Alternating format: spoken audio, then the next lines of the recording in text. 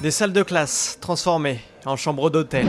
Ici à l'école primaire d'Ellerton, comme dans 3 autres écoles du Cap, les supporters de foot remplaceront les écoliers pendant toute la durée de la Coupe du Monde.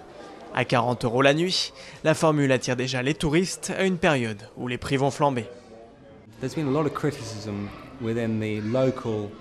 Il y a eu beaucoup de critiques dans la presse locale et internationale autour de cette Coupe du Monde, surtout au sujet des prix des billets d'avion et des hôtels.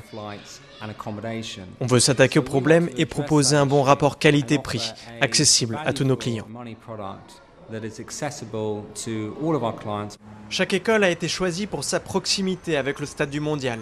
L'école d'Ellerton se situe à Greenpoint, quartier aisé du Cap, mais n'accueille que des enfants issus des townships de la région. Pour la directrice, ce projet est une bonne façon de réaménager sans frais des classes trop vétustes pour y donner des cours.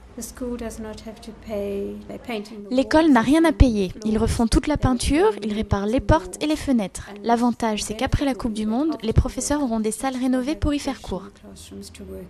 Dans la ville du Cap, 200 lits seront disponibles dans des écoles. Mais les supporters de foot ne troubleront pas la quiétude des élèves. Pour cause de Coupe du Monde, tous les enfants d'Afrique du Sud se sont vus accorder 2 semaines de vacances supplémentaires. Ce qui apparemment n'est pas pour leur déplaire. Argentine 78 maintenant, Sports.fr a rencontré Bernard Lacombe. Le Gone se souvient des Papelitos argentins, mais il nous raconte surtout sur la pelouse de Gerland son but face à l'Italie le 2 juin 78 au premier tour. Un but resté très longtemps, le plus rapide jamais inscrit en Coupe du Monde. Reportage. Après 12 années de désillusion, le réveil de l'équipe de France sonne en 1978 avec le mondial argentin. C'est la génération des trésors Boxy, Six et de Bernard Lacombe, alors buteur le plus prolifique du championnat de France. L'attaquant lyonnais marque les esprits et inscrit un but le plus rapide du monde contre l'Italie au premier tour, après seulement 38 secondes de jeu.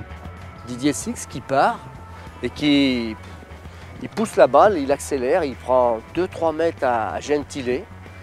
Et moi je suis par là, et j'arrive comme ça, et je suis un peu dans le dos de Bellogi, je monte à la tête, et je frappe, et je la mets vers le petit filet pratiquement. Moi je suis par là, comme ça, et je la mets là-bas. Et le truc qui est incroyable, c'est que la télé fait un plan, et le plan qui est fait, c'est ce qu'on va dire après, ils le mettent sur Henri Michel. Alors c'est Henri Michel qui a marqué. Atención a la penetración por la banda izquierda de Didier Six, el centro muy cerrado.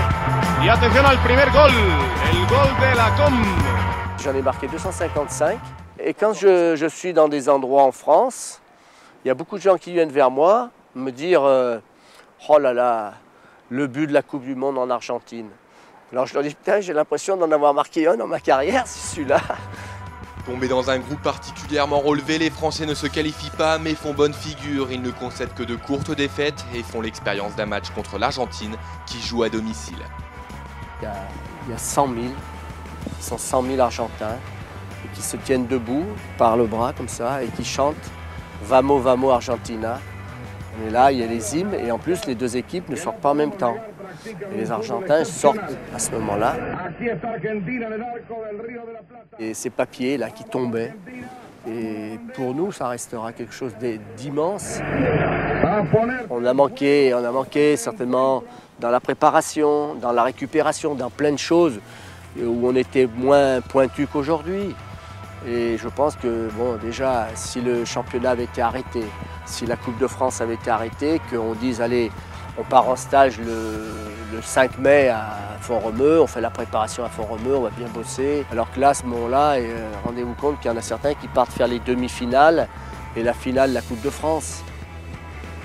Déjà des problèmes de calendrier à l'époque. Oui, déjà, oui.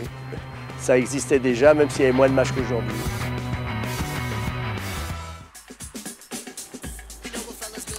Voilà, c'est la fin de ce magazine. Dans notre prochain numéro, nous irons à la rencontre d'Alain Giresse pour parler de la Coupe du Monde 82 et de Franck Hamas. Salut!